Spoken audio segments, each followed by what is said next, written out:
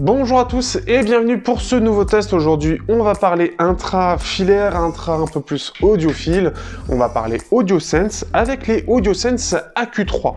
Ce sont les derniers intras un peu audiophiles que j'ai actuellement, surtout vu les Chinois et surtout vu le coronavirus. Voilà, les bonnes nouvelles. Donc, ce qui fait que je l'ai reçu à temps et normalement ils envoient, donc via iFigo en tout cas apparemment ils envoient, sinon après de toute façon il y aura le store officiel quand la situation se sera calmée. Il faudra voir, sinon n'hésitez pas, vous avez Twitter, vous pouvez les contacter, ils répondent. Ils bossent de chez eux directement, donc si jamais vous voulez savoir s'ils envoient les commandes, n'hésitez pas à leur demander directement. Pour le truc, c'est normalement c'est @audiosense 2012. Sinon, donc, on est sur du AudioSense AQ3 qui sont les premiers AudioSense dans les nouvelles gammes qu'ils font, avec un driver dynamique. Donc c'est quelque chose qui est relativement nouveau parce que toute la gamme, en tout cas précédente, les T180, T260, T300, T800, les très bons T800, eh bien ils sont tous uniquement en armature équilibrée. Ici, on est sur un triple driver, donc un driver dynamique, deux armatures équilibrées, le tout pour 150 € avec un design ressemblant énormément au T800. Qu'est-ce que ça vaut dans la réalité? On va voir ça tout de suite. Avant de passer aux choses sérieuses, je vous propose de regarder la magnifique... alors normalement vous avez un carton qui vient avec, qui est juste là. Donc pour ceux qui sont intéressés, donc un beau carton qui fait qualitatif quand même. Et vous avez surtout la boîte dans laquelle tout est rangé, qui est ici. Donc c'est assez marrant, parce qu'on a vraiment quelque chose qui fait qualitatif, hein. On a une boîte, une belle boîte, donc avec un truc comme ça. Donc c'est au moins pour montrer le packaging, qui est assez épais, qui est assez gros. Vous voyez même, enfin on peut l'accrocher, il y a un peu tout. Mais ce qui fait que dedans, bah, vous avez les écouteurs, le câble et tout. Vous avez des embouts, et vous avez des embouts, enfin silicone et à mémoire de forme. Vous avez un peu de tout. Bref, passons au test.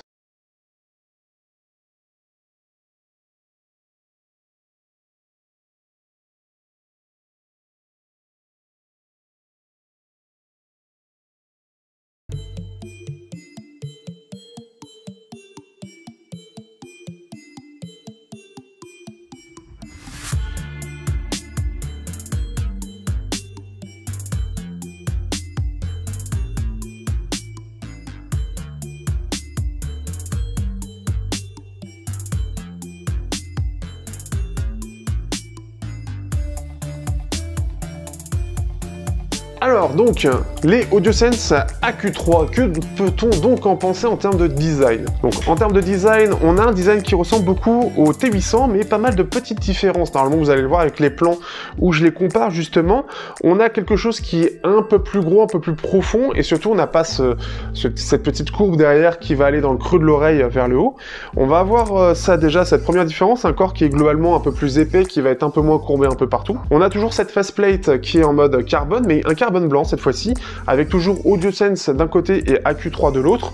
On a toujours une connexion MMCX, et une des grosses différences, c'est qu'on a cette fois-ci donc une petite canule ici, un nozzle, un nez qui va être ici en métal en fait, et qui va permettre alors de nettoyer l'intérieur. On a cette petite différence, mais un peu les protéger aussi avec cette grille que vous verrez de toute façon sur les plans. Donc c'est une grosse différence aussi, puisque sur les T800, on n'avait qu'un seul corps en tout, dans l'ensemble, hein, c'était unibody, et en gros on avait juste cette partie plastique.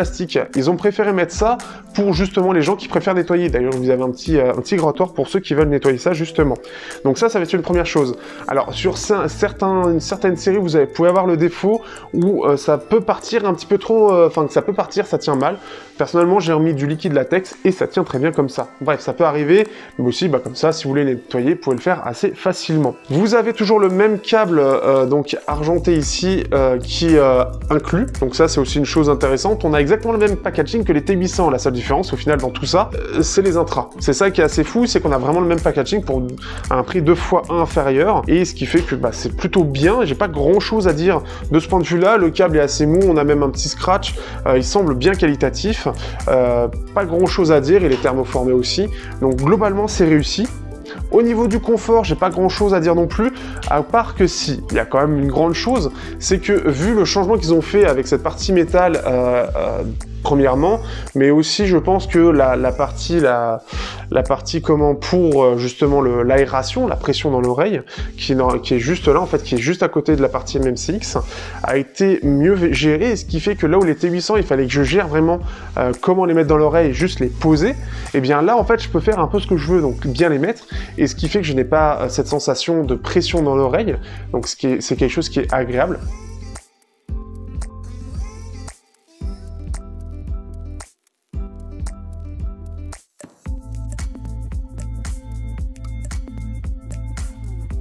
Donc ils prennent moins de place en plus de ça que les T800. Les T800 étaient plus gros ici, ils sont un peu plus petits aussi, ce qui fait que ils prennent, voilà, on a cet avantage maintenant de plus avoir cette pression dans l'oreille. Donc ça va être très bien pour le côté pour la fatigue, puisque ça va beaucoup moins fatiguer l'oreille.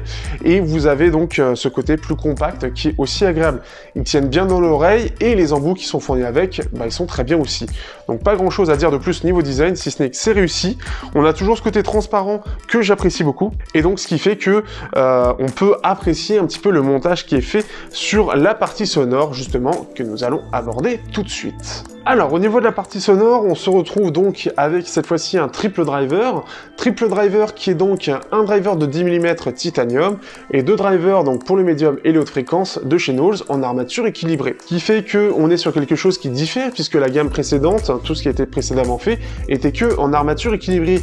Et donc là, c'est en gros leur premier hybride à utiliser un driver dynamique. En plus de ça, ce qu'il y a comme particularité que l'on voit dans la review justement qu'on a sur actuellement Edfi de Fast and Clean, si je dis pas de bêtises, eh bien c'est qu'en plus de ça, ils lui ont dit que justement, ce qui permettait, une des particularités dont on parlera dans la partie sonore, pour la gestion de fréquences entre les différents drivers et pour que toutes les transitions se fassent correctement, en gros, ils ont utilisé un système qui est utilisé dans les drivers, enfin dans les intras de chez Sony haut de gamme, donc à 1000 € et ce genre de choses, et ce qui va permettre notamment justement cette grande faculté à ne pas sentir cette transition entre driver dynamique et armature équilibrée, et ce qui a été très réussi et très apprécié aussi. En termes de qualité sonore, donc qu'est-ce qu'on a comme en gros comme signature?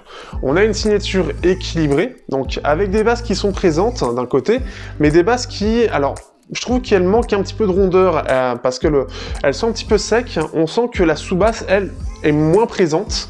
Elle est coupée un peu plus court que ce qu'on peut entendre ailleurs, et je l'ai notamment comparé avec l'UFO Air. On a une basse qui est quand même assez énergique et assez présente, avec pas mal de poids.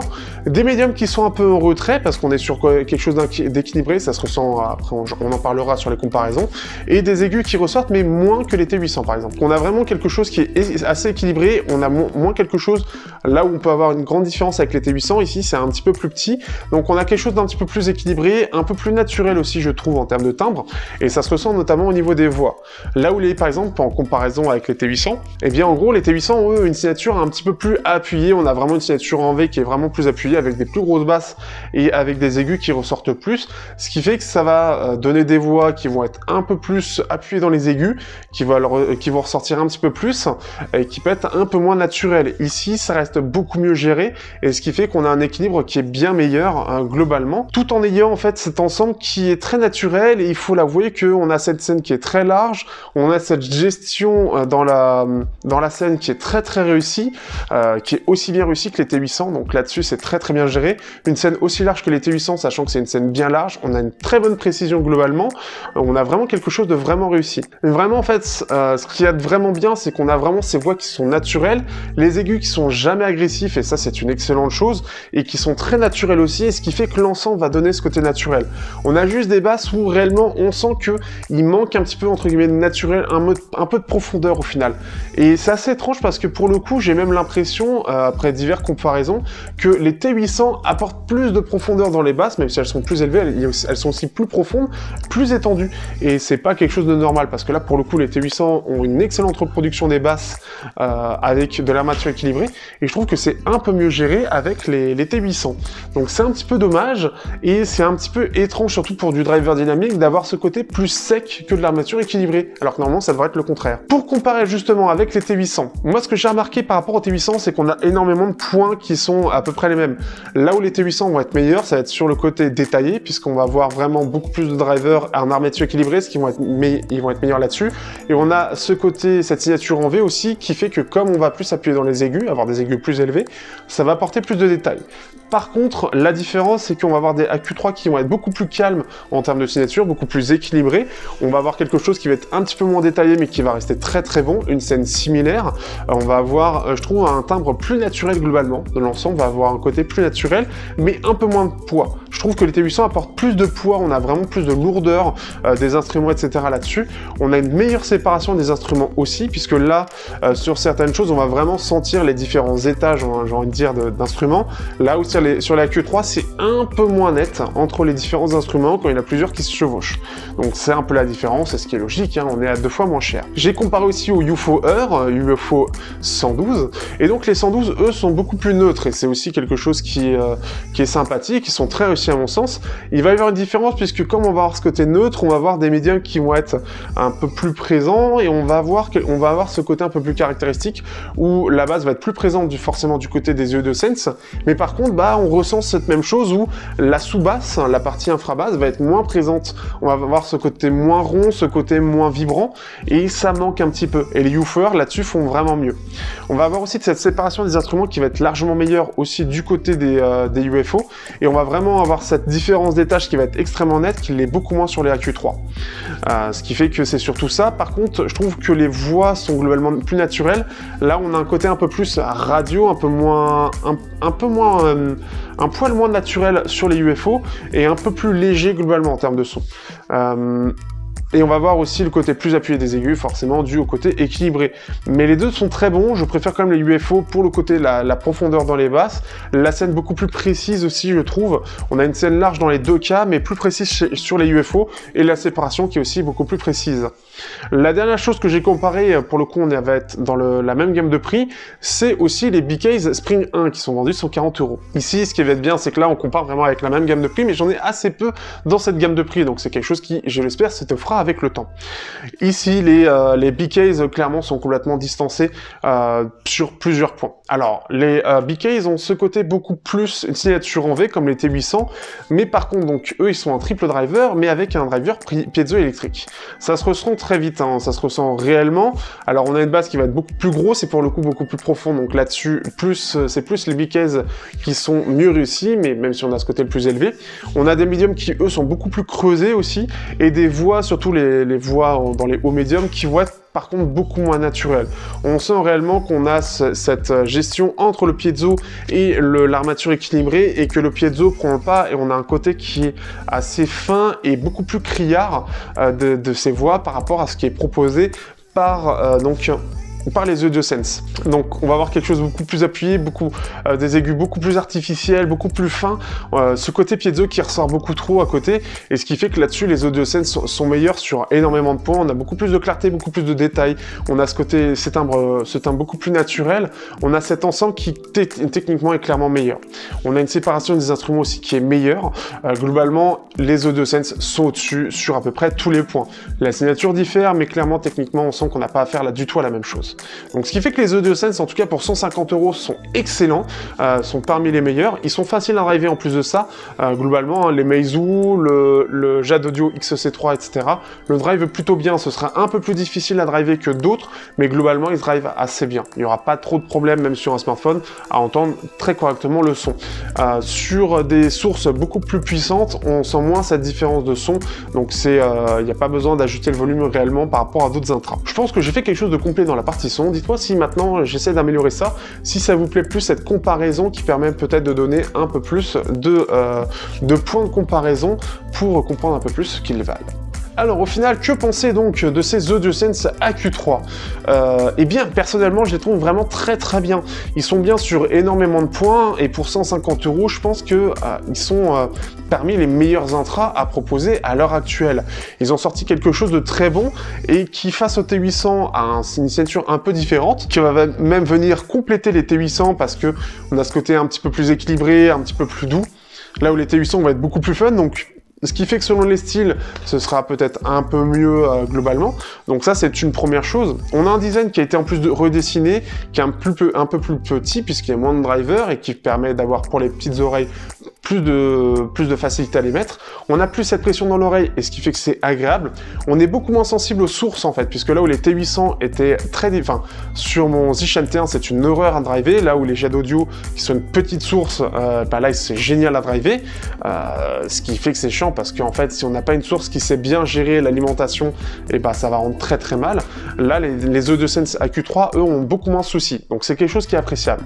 Et la pression dans l'oreille, c'est quelque chose qui... Enfin, la position, là où les T800, je suis juste obligé de les poser dans l'entrée, et il faut pas que j'appuie, sinon, bah, il y a une partie du son qui est complètement cassée, notamment au niveau des basses.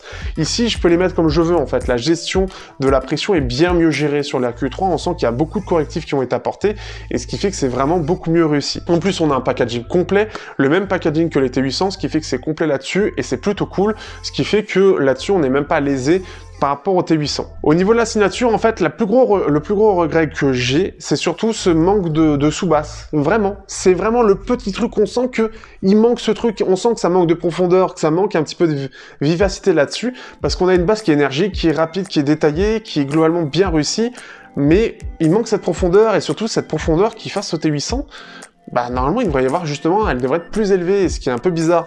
On a les basses, la partie médium des basses, la partie basse classique on va dire, qui elle est assez élevée, mais globalement on a ce côté vraiment beaucoup plus équilibré, beaucoup moins fun que les T800, tout en restant quand même assez vivant, assez agréable, et je trouve qu'ils sont même très réussis sur beaucoup de points. On a une très bonne séparation des instruments, ça vaut pas ce qu'il y a à 300 € forcément.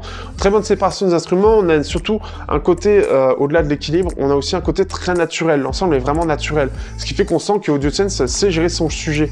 On a ce côté très agréable, très doux dans l'ensemble en fait de tout, donc quand on a des instruments qui montent, on n'a pas cette sensation de boost à certains endroits, c'est vraiment très très réussi, on sent réellement que AudioSense maîtrise son sujet, maîtrise ses intras, et qu'à 150 € avec ce côté hybride, et ben ils ont réussi à maîtriser ce que certains, moi je le vois beaucoup moins, mais ce que certains disent avec cette transition entre driver dynamique et armature équilibrée qui ne se ressent absolument pas.